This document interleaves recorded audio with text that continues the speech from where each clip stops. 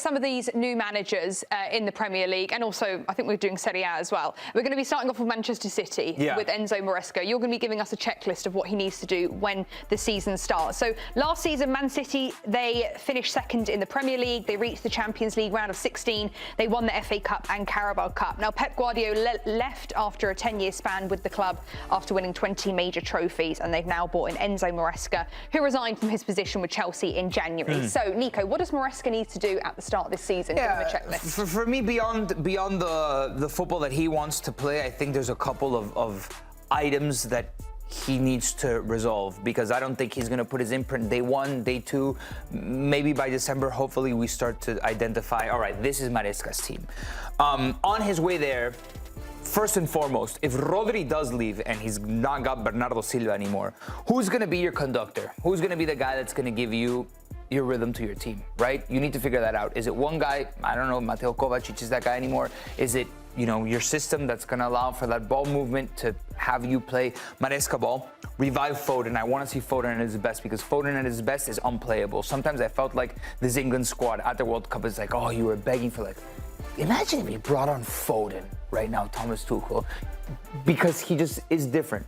And then if Jeremy Doku is a Jeremy Doku from April and May, right after Holland, he's going to be the best player on this team. But it's difficult to keep that level throughout an entire season. But I saw something. He was a game changer. He himself would put the team on his back, and I didn't think that, or we hadn't seen that facet of Doku, and we saw it when it was the most important part of the season. I think with City, the hardest thing right now is sort of to live up to the expectations that we have of City. Okay, it was a down year last year. They had some bumps in the road. There's no question about that. But, man, to live up to, you know, 5 and 6 years, like that kind of run is really, really difficult. And I know Enzo Maresca was around for a little bit of that, and so he has a taste and he has an idea. You know, so he's not a stranger to that club, but I think it's really difficult. Let's not forget that before Pep, City was winning Premier League titles. Pellegrini, Mancini.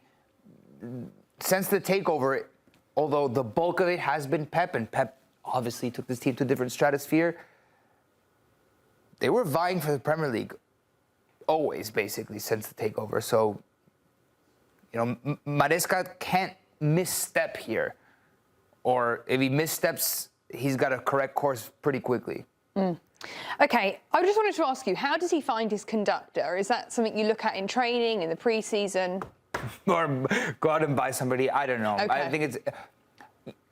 There's nobody in the world that can do what Rodri does. He's a Ballon d'Or winner for a reason. I don't know if he has one on his team right now.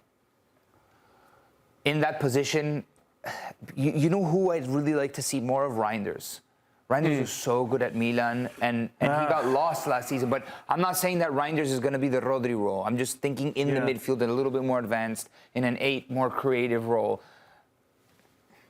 You have to find the right fit to give that midfield rhythm, to be able to play Maresca ball. And I don't know if there's anybody in the world that can do what Rodri does, and I don't know if there's anybody in City right now. Because Kovacic, when he tried to be Rodri, I think he was a couple of steps below this season, or this past season. Okay, so that's Enzo Maresca's checklist. So we're going to be moving on now to AC Milan for Ruben Amorim's checklist. Tony, you're going to be giving us that list. But quickly, let's just recap how Milan done last season. So they finished 5th in Serie A, reached Coppa Italia round of 16, reached the Supercoppa semi-finals. Max Allegri was dismissed at the end of the season after they did finish 5th and weren't able to get a Champions League spot. They've now brought in Ruben Amorim. He was with Manchester United last season, but then got sacked by them in January. So what does Amorim need to do? What's on his checklist going into this season? Yeah, so Tijani Reinder's old club, right? He was good at Milan. They haven't replaced him in that role. He actually might have been good here with Ruben Amorim. Let me start by saying I like Ruben Amorim's appointment. I know we're going to look at Manchester United and what happened there. Remember, though, 2 years ago, Ruben Amorim was one of the hottest young managers in world football. So I'm at least excited to see what's going to happen, right? The philosophy is to go forward. The formation was a big thing, right, at Manchester United. 3-4-2-1 or 3-4-3, whichever one, you know, he decides to go with. Will he be flexible? Because that's the one thing at Manchester United, he did not want to bend at all from that formation. And he was, every press conference, every time he was asked about it, the system, the players that he put out, he was putting, players in positions that it's not natural for them. So will he have a little bit of flexibility, I think? Did he learn from that Manchester United experiment for him? That's a big question. He wants to press.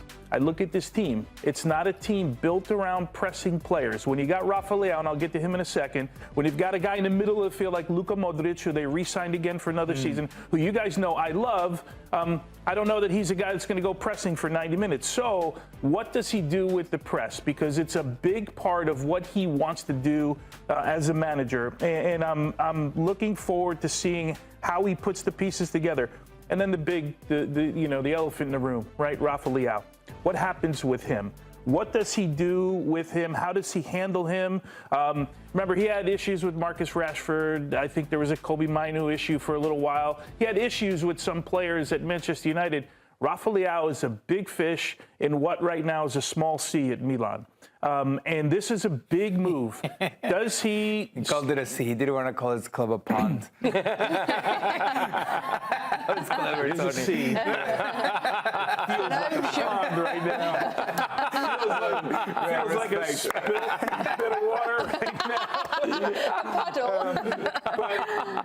But yeah, so that's a really important move, because if he does stay, you got to kind of build around a Rafa Leao, right? If he doesn't stay, how do you spend the money? How do you make up for him? All of that stuff. Okay. So there you go. We'll give you the sea, Tony. Poor It is. It used to be an ocean that spanned the world. Yeah. OK, on to our next club then. Andoni Iraola going to Liverpool. So just to recap how they done last year, they went into last season as Premier League champions, but finished 5th in the league, just in the Champions League spot. They got into the quarters of the Champions League and FA Cup and reached the 4th round in the Carabao Cup. Now, Arne Slot was sacked by Liverpool in May, and they brought in Andoni Iraola. He was with Bournemouth last season and had decided to leave to join Liverpool. So what does he need to do going into the season, Tom? So the three things for me, they don't have anything to do with the summer transfer window, which is why I love this appointment so much. And first, it's developed from within, and he did that excellently at Bournemouth. You can go down a list of a number of players. At this Liverpool team, Curtis Jones, Harvey Elliott, does he have a future with this club? I look at Jeremy Frimpong. He was a bit of a disaster playing fullback under Arne Slot. Can he play that role under Iraola? I'm very curious to see. Rio Ingamoa and some other younger players that are coming through the club, they will get chances, or at least chances in training, to earn minutes, and that's what I'm very excited about. Number 2, how do you optimize the attack? This is a team that has a lot of really good players that just didn't fit at all, and Arne Slot was really inflexible at trying to figure out the best combinations. So is it Isak, obviously as the number 9, particularly Ugo Ekitike out, but when Ekitike comes back, can they play together? It's a bit of a weird transfer window last summer. And then what do you do with the natural width? Is Florian Wirtz a 10, or is he a winger? Can Florian Wirtz and Dominic Szoboszlai play together and have enough balance in the midfield? All of these questions are very, very important. If there's not going to be movement in the transfer window, if there is, a number 6 is what I'd like to see, but I think that there's a lot of pieces here, and he can find the balance. But 3 is the most important one. Bring back heavy metal football. That is what the fans want. That is what Iraola is going to bring, and that is why Arne Slot, even though he won the Premier League, his leash was very short with the fans, because it wasn't the type of football that the team came to expect or hope for. The players obviously didn't jive with it either. And now under Iraola, it's going to be high pressing. It's going to be transition. I believe last year Bournemouth led the league in winning the ball in the final third and turning that immediately into a shot. That is the Jurgen Klopp football. That is what the fans love and want to see, and I think a lot of players will benefit from. Nice. We like that. It's a lot to work with at Liverpool, which is... Do you think fans are worried that he's gone from Bournemouth to Liverpool? And I think you see ambition in Iraola. Okay. With a very big squad to work with.